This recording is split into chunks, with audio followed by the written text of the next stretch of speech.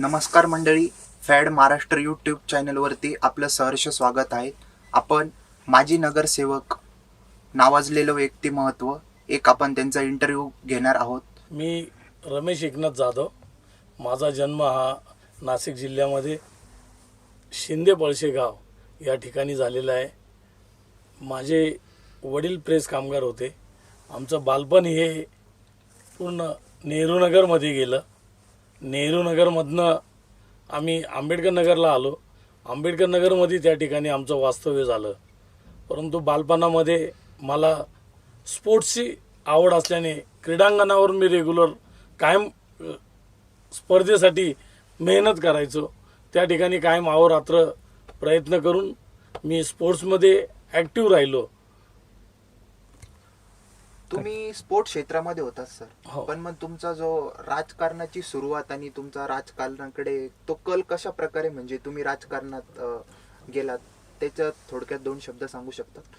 मी Nashik road Bytco कॉलेजला एक sportsman असल्या कारणाने सर्व शिक्षकांचा ओळखीचा लाडाचा होतो आणि सर्व लोक क्लर्क वगैरे ओळखायचे आणि त्या निमित्ताने जाणं येणं असायचं. मग मी हळूहळू कॉलेजच्या मुलांचे प्रॉब्लेम्स असले की क्लर्ककडे जाणं, बोलणं, क्लर्कला सांगणं की सर याचा त्या ठिकाणी छोटे छोटे कामं करत गेलो.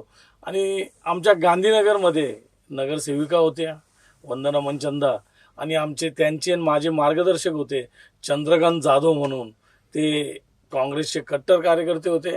त्यांनी मला सांगितलं की तुझ्याकडं ते स्किल आहे, तू राजकारणात आल्यावर चांगलं नाव कमवशील, तुझ्याकडं मॅन पॉवर गोळा करायची, तुझ्याकडं ताकद आहे, तू लोकांना कन्व्हिन्स केलं तर लोक तुझ्याबरोबर येतील. असं केल्यानंतर मग मी NSY काम चालू केलं आणि सन 2000 साली आपल्या नाशिक शहराचे आता उद्योजक शैलेश्री हरिकुटे हे शहराचे जिल्हाध्यक्ष झाले, शहराध्यक्ष झाले. शहराध्यक्ष झाल्यानंतर त्यांच्या बॉडीमध्ये मी शहर उपाध्यक्ष म्हणून राजकारणात माझं पदार्पण झालं आणि राजकारणाची माझी दिशा तिथनं पुढे चालू झाली. पण तुम्ही काँग्रेस पक्षात आला फक्त कार्यकर्ता म्हणूनच काम केले की तुम्हाला पद वगैरे काही पुढे चालून देण्यात आलं? नाही, माझ्या कामाची दखल घेतल्या गेली. 2000 साली मी काम करत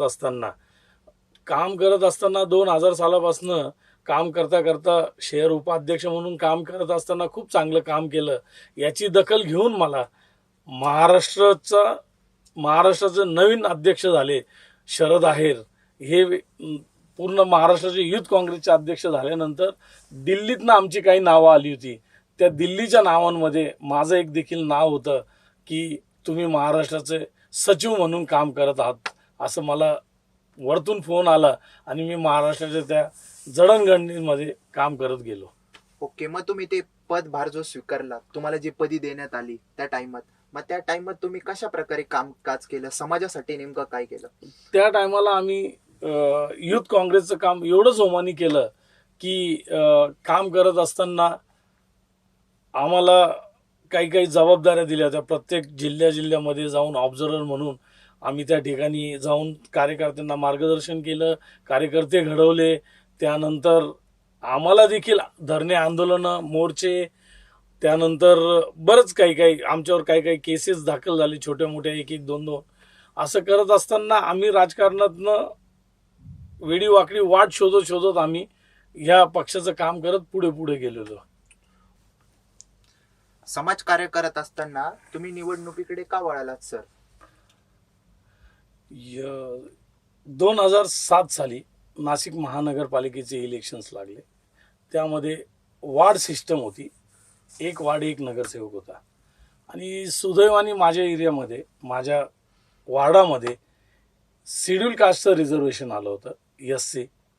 आणि आमच्या स्थानिक नेत्यांनी त्यावेळेस मुरलीधर माने असतील, जयप्रकाश छाजेड असतील आणि महाराष्ट्राचे नेते त्यावेळेसचे विलासरावजी देशमुख, अशोकरावजी चव्हाण या लोकांनी माझ्यावर विश्वास दाखवला आणि माझ्यावर जबाबदारी दिली की 2007 साली त्या प्रभागातनं, त्या वार्डातनं तुला इलेक्शन लढायचं आहे.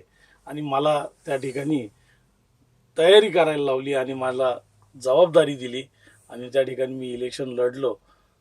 माझं नशीब एवढं चांगलं की त्या अटीतटीच्या लढाईमध्ये आणि त्या इलेक्शनमध्ये स्थानिक जे माझी मित्रमंडळी होती यांनी अक्षरशः छोटी मोठी वर्गणी काढून माझ्या इलेक्शनचा प्रचार केला, मला त्या ठिकाणी निवडून आणलं. मला सांगायला या ठिकाणी अभिमान वाटेल की मी फक्त एका मताने जिंकून आलो आणि एका मताचा राजा म्हणून मला नाशिक शहरात ओळखलं जातं, की आजही मला ओळखलं जातं. एक मताने जिंकलो लावलेला नशीबवान नगरसेवक आहे तो रमेश एकनाथ जाधव आहे. त्या टायमाचा काळ किती होता? वर्ष काय बोलले तुम्ही सर? 2007 ते 12 त्या पिरियडमध्ये मी नगरसेवक झालो, सभापती झालो. सभापतीनंतर 2009 साली महापौराची उमेदवारी मला बहाल करण्यात आली होती, परंतु नाशिक शहराच्या थोड्याशा काही घडामोडींमध्ये मला महापौर मिळू शकलं नाही. परंतु महापौर नाही झालो, पण विकास कामे मी माझ्या प्रभागामध्ये प्रचंड मोठी केली. तुमच्या प्रभागामध्ये तुम्ही नगरसेवक असताना कशा प्रकारे कामे केली? मी 2007 नंतर साधारण कुटुंबातला एक मुलगा म्हणून, गरीब कुटुंबातला एक मुलगा म्हणून काम करत असताना माझे तेव्हाचे मार्गदर्शक जे होते त्या सर्वांनी, माझ्या मित्रमंडळांनी मला कामांच्या सूचना केल्या, त्याप्रमाणे मी कामं केली.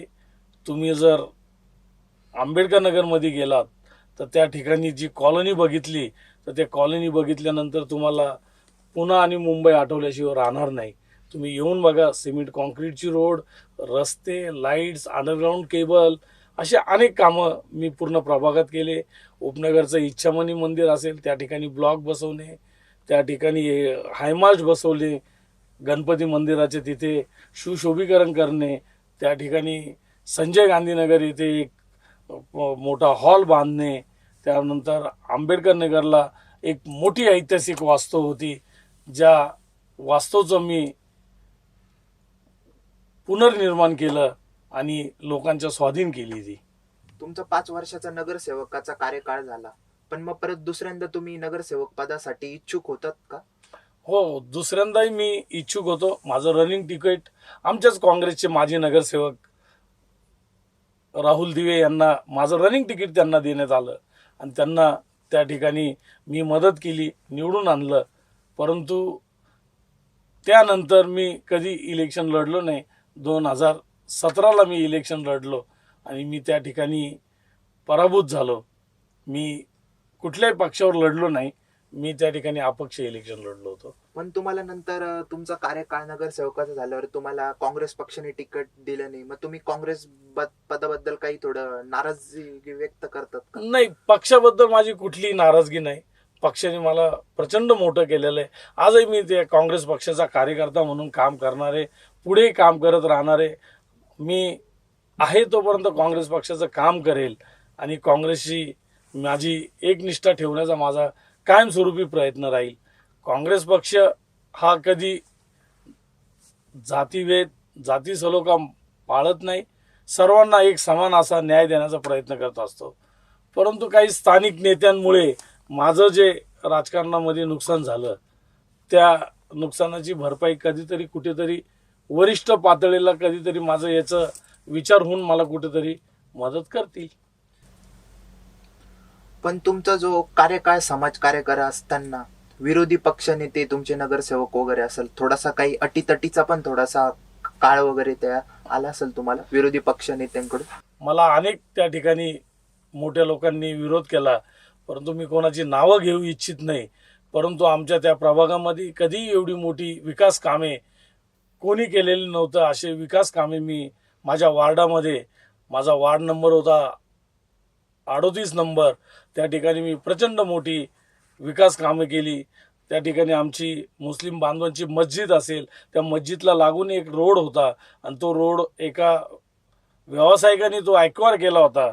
मी अक्षरशः त्या व्यावसायिकाशी भांडण करून आणि तो महापालिकेने हस्तांतर केलेला रोड ताब्यात घेऊन आणि तो रोड डांबरीकरण करून आणि आमच्या मुस्लिम बांधवांना नमाजसाठी धावपळ व्हायला नको, त्रास व्हायला नको म्हणून तो रोड मी त्या ठिकाणी लोकांना चालू करून दिला.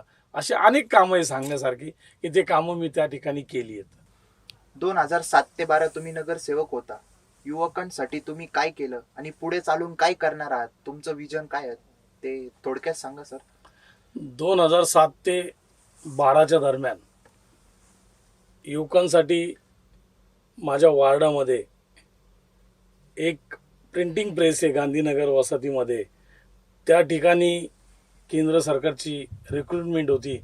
त्या ठिकाणी भरती चालू असताना वरतून दिल्लीतनं स्टे आला होता. त्या ठिकाणी आमचं काँग्रेसचं गव्हर्नमेंट होतं. गव्हर्नमेंट असताना त्या ठिकाणी मिनिस्टर अजय माकनजी त्या खात्याचे होते आणि तेव्हा त्या ठिकाणी स्टे असताना मला आमच्या स्थानिक नेत्यांनी लोकांनी विनंती केली, युवकांनी विनंती केली की रमेश भाऊ, आमचं असं असं काम आहे. मी छोटा एक वार्डातला नगरसेवक होतो, पण माझ्या मागं पक्षाची ताकद मोठी होती.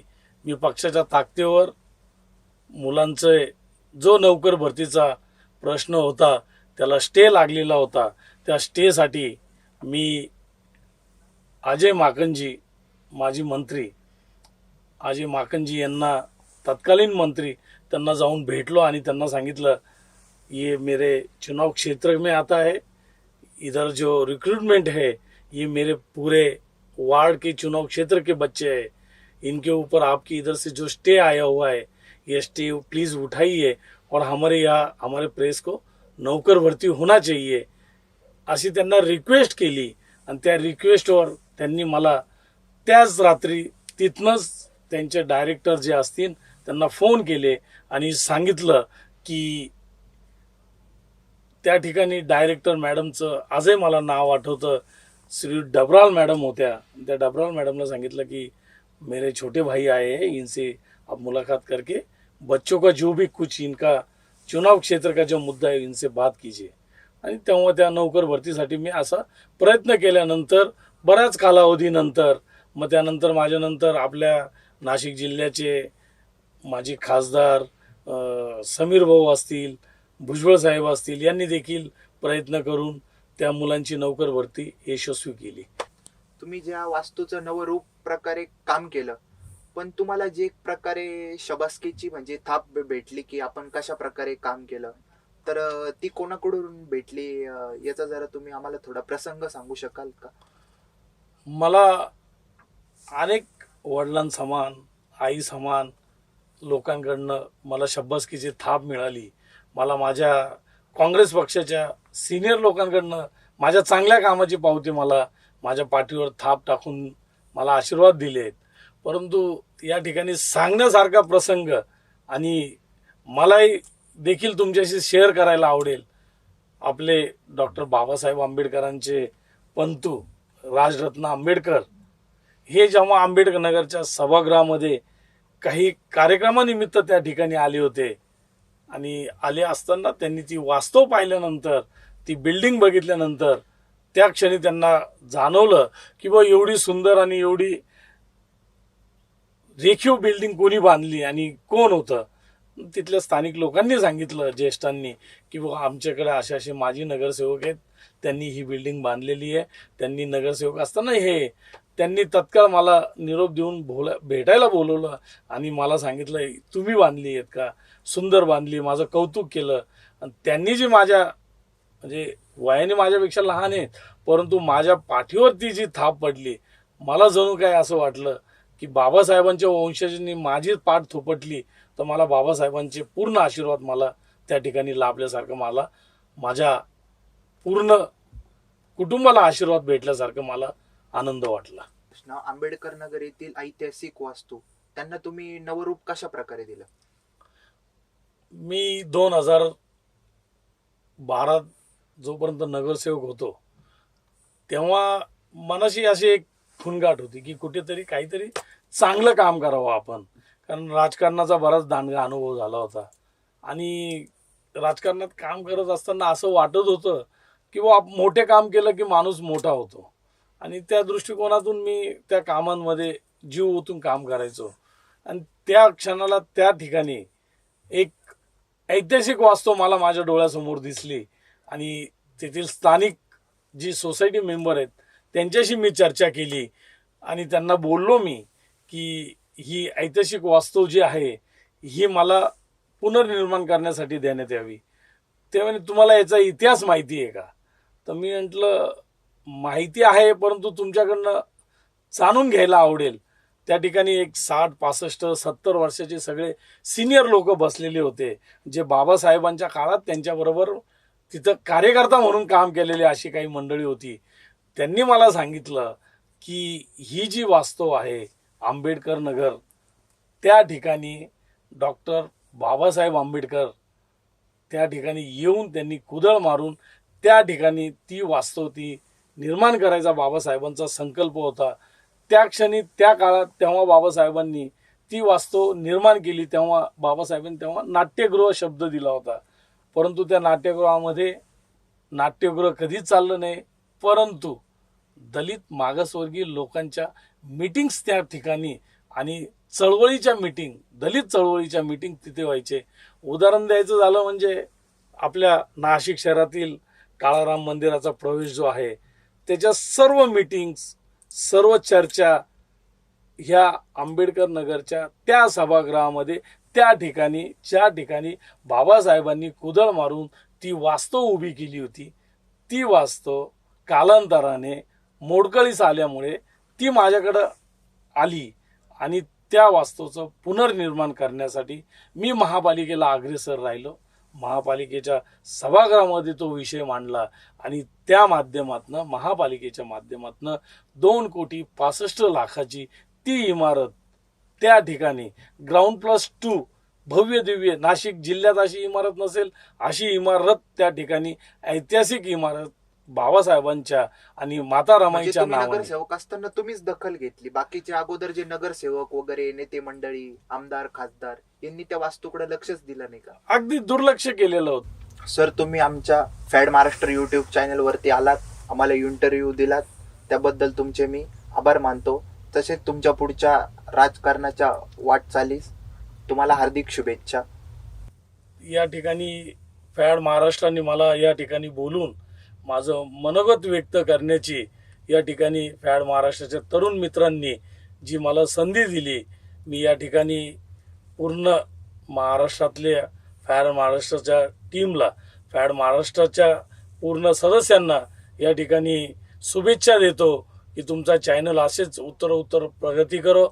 या ठिकाणी मी माझ्या वतीने, माझ्या तमाम नागरिकांच्या वतीने, नाशिककरांच्या वतीने शुभेच्छा देतो. आणि या ठिकाणी मला बोलून मान सन्मान दिला, मला या ठिकाणी इंटरव्ह्यूला बसवल्याबद्दल त्यांचे या ठिकाणी आभार व्यक्त करतो.